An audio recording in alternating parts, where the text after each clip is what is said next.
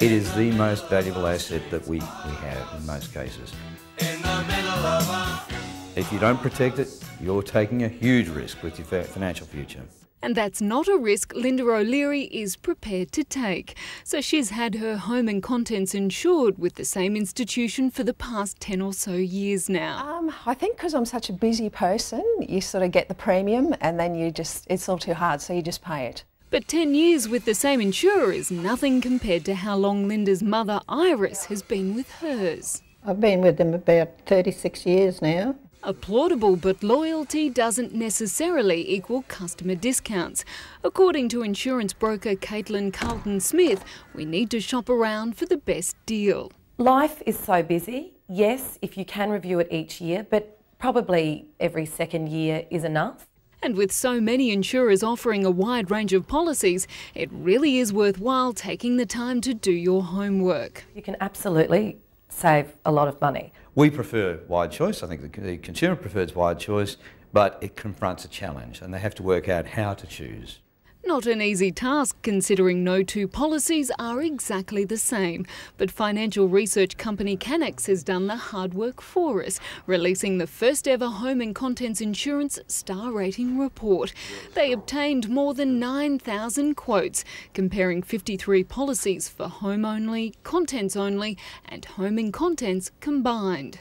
For the same house, same suburb, same personal profile, you can pay as much as $900 and something in Brisbane, or you can pay $400 and something. And who came out on top in Queensland?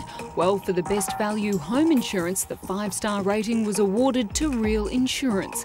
Western QBE had the best value contents insurance, while Suncorp was given 5 stars for the best home and contents combined. So, you know, we've got a real range there. We've got a challenger and we've got 2 very strong established brands there. But there are more to choose from. Cannex has a full list of 5, 4 and 3-star rated policies on its website. Now, apart from shopping around, there are other ways you can reduce your home and contents insurance premiums. Firstly, investigate going for an excess on your policy. Now, bear in mind that if you do that, little claims can't be made. Most insurers offer discounts on multiple policies, so look at combining. Purchase online for a discount as high as 10%. Paying annually rather than monthly can save you money with some companies.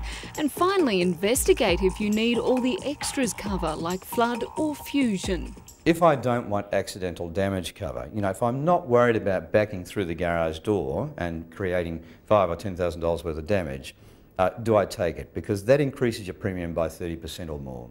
Caitlin has some specific tips for our mother and daughter, starting with Iris, who's reluctant to change insurers in case she loses her pensioner and loyalty discounts. There are a lot of insurance companies out there that are offering those same discounts. And for Linda, who's currently renovating? If you can factor into the budget a monitored alarm, that attracts a huge discount. Oh, okay.